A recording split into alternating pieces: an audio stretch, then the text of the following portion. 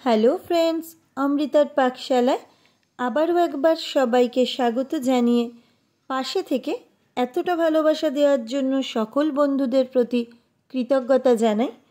আশা করছি সবাই ভালো আছেন। আজকে আরও একটা কেকের রেসিপি দেখাচ্ছি, তবে আজকের রেসিপিটা কিন্তু সম্পূর্ণ ডিম ছাড়া, ওভেন ছাড়া খুবই সহজেই বানিয়ে ফেলতে পারবেন। তাহলে দেখে নিন আজকের সুইট লেমন ফ্রুটস কেকের রেসিপি।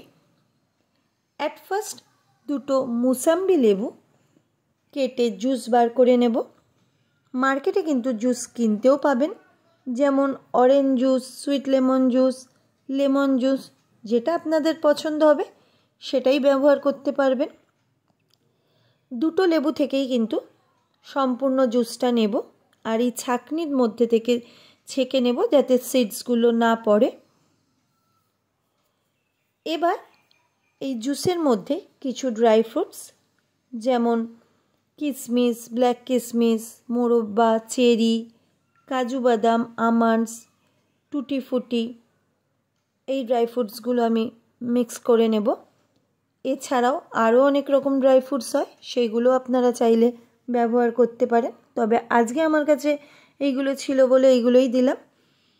ভালোভাবে ড্রাই ফ্রুটসগুলো জুসের সাথে মিক্স করে নিচ্ছি, আর বেশ কিছুক্ষণ রেখে দেব যাতে ড্রাই ফ্রুটসগুলো একটু ফুলে যায়। এই সময়ের মধ্যে নেক্সট একটা বোলের মধ্যে, মানে মিক্সিং বোলের মধ্যে হাফ কাপ চিনি নিলাম, হাফ কাপ লিকুইড মিল্ক, 100 গ্রাম নর্মাল রুম টেম্পারেচারে রাখা বাটার, আর হাফ টিস্পুন ভ্যানিলা এসেন্স নিয়ে ভালো করে মিক্স করে নেব।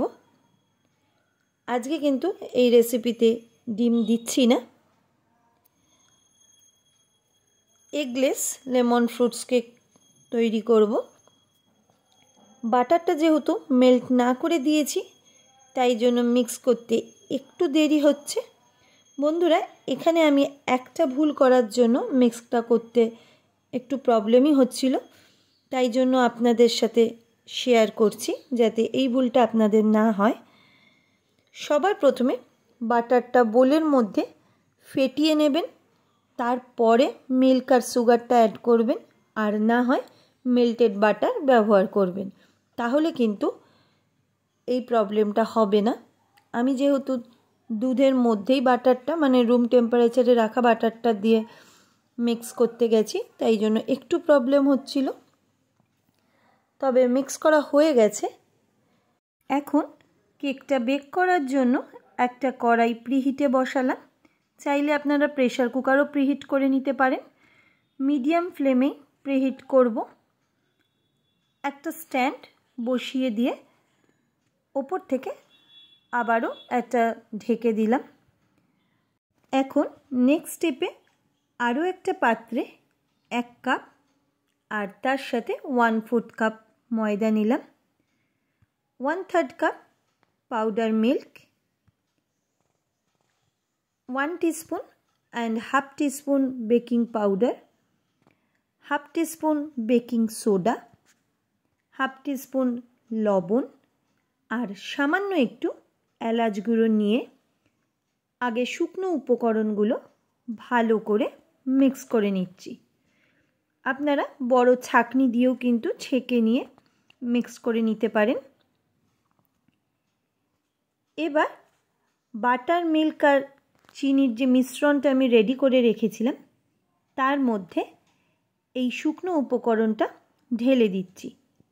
বন্ধুরা, যতই সময় লাগুক না কেন, আগে কিন্তু লিকুইড উপকরণগুলো ভালো করে মিক্স করার পরই শুকনো উপকরণগুলো অ্যাড করবেন।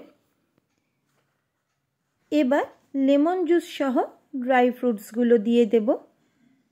সব ড্রাই ফ্রুটসটাই এখন দেব না, কিছুটা রেখে দেব টপে দেওয়ার জন্য, তবে লেমন জুসটা কিন্তু পুরোটাই দিয়ে ভালো করে সব কিছু একসাথে মিক্স করে নিতে হবে। মিক্স করার সময় কিন্তু এক্সট্রা করে না দুধ না জল কিছুই ব্যবহার করব না, আর মিশ্রণটা খুব বেশি যেন পাতলা না হয়ে যায়, তাহলে কেকটা কিন্তু ভালো রেডি হবে না, মানে ভালো তৈরি হবে না। মিশ্রণের টেক্সচারটা আমি ঠিক যেরকম দেখাবো সেই রকম রাখতে হবে। কেকটা ফোলার জন্য 2 টিস্পুন হোয়াইট ভিনিগার অ্যাড করলাম। আবারও মিক্স করে নেব, তবে ওভার মিক্স করা যাবে না, মানে খুব বেশিক্ষণ ধরে মিক্স করবেন না।